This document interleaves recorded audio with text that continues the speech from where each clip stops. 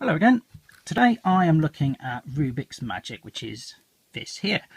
Erno Rubik, who designed this, obviously very well known for the Rubik's Cube mostly. I think it's sort of become stereotypical, iconic 80s toy, puzzle, whatever you want to call it.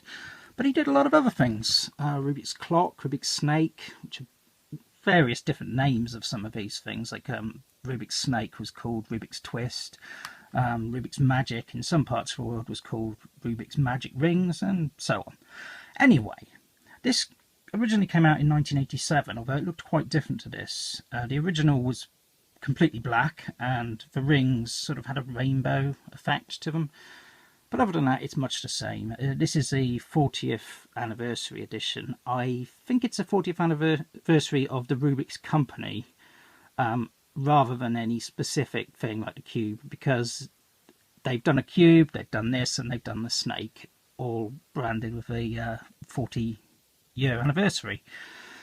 I remember this coming out, and somebody at my school had it. I don't remember very much about it, although there was something about it which caught my imagination. I always wanted one, but for some reason I never got round to it. At that time, all of Rubik's toys and puzzles were brought out, at least in the UK. I don't know about America and elsewhere, but they were brought out here by Matchbox, which is of course primarily known for little model cars, very much like the Hot Wheels. In fact, these days Hot Wheels own Matchbox, but I digress.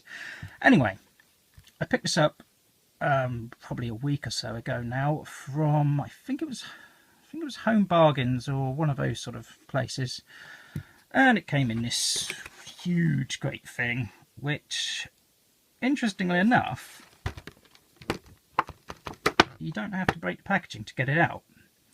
And also I was quite surprised that nowhere on the packaging anywhere does it tell you what you're supposed to do and what the challenge is. So I suppose they must feel enough people know exactly what this is and what you're supposed to do that they don't need to.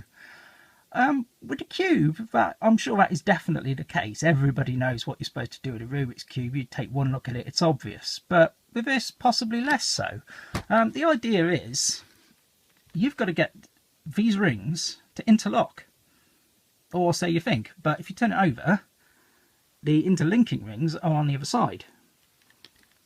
So, yeah. Anyway, it folds in lots of different ways, and it works through a system of wires which run through these lines here. Apparently each piece is connected to two other pieces by wires, but I can't quite see that. But anyway, if and when you do manage to complete it, it changes shape, and instead of being like it is here, like it almost is here, I've forgotten how to do it now.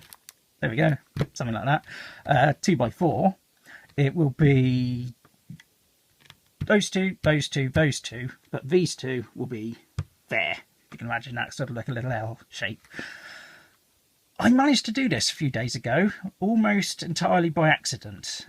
And I admit I used a guide on YouTube to put it back into its original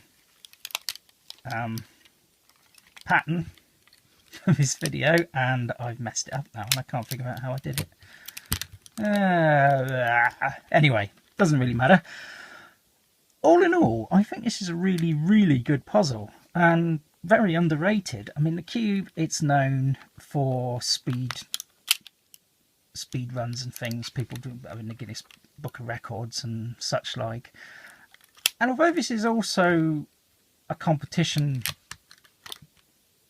or I don't know how to put this, it's also used in competitions now for speed trials, it certainly gets a lot less recognition, and I think it's more interesting. I mean, maybe just because the cube seems to have been around forever, but it's a lot less obvious here what's going on, and it takes quite a while to get your head round how it works. Like, for sometimes you can do this,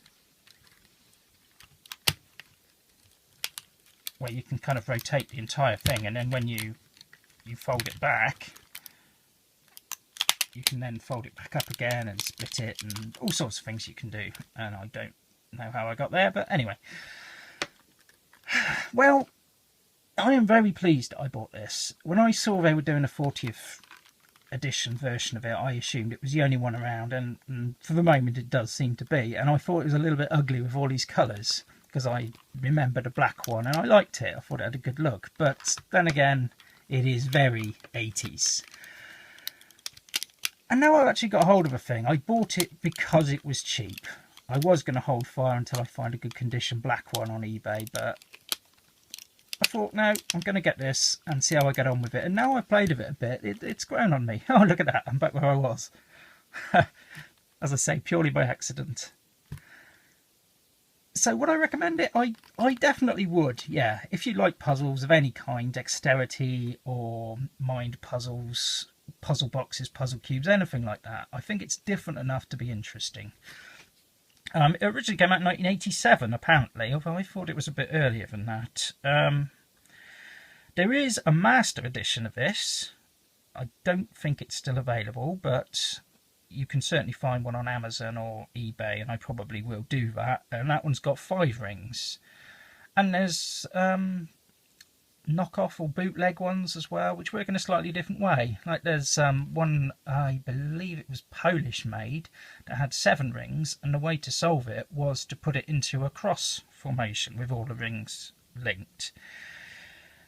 So I think it's probably gone as far as it can go. There's videos on YouTube of people making their own and making massive ones, but I'm not very interested in that. I'll probably get the master edition if I ever see it at a sensible price, but I'm happy with this. I like it. So if you like it too, I suggest you go and get one while they're still around. In fact, if you go to either This Is It or Home Bargains or TK Maxx, any of those, you'll find at the moment it's about between £4 and £6. It's normally about 15. So if you want one and you're in England, go and get it now. I don't know what the situation is in America, but I imagine you can get a Walmart or whatever you people have. So, I've been rambling a bit here. So I'm going to say goodbye. And hopefully I'll see you again on this channel. Bye bye.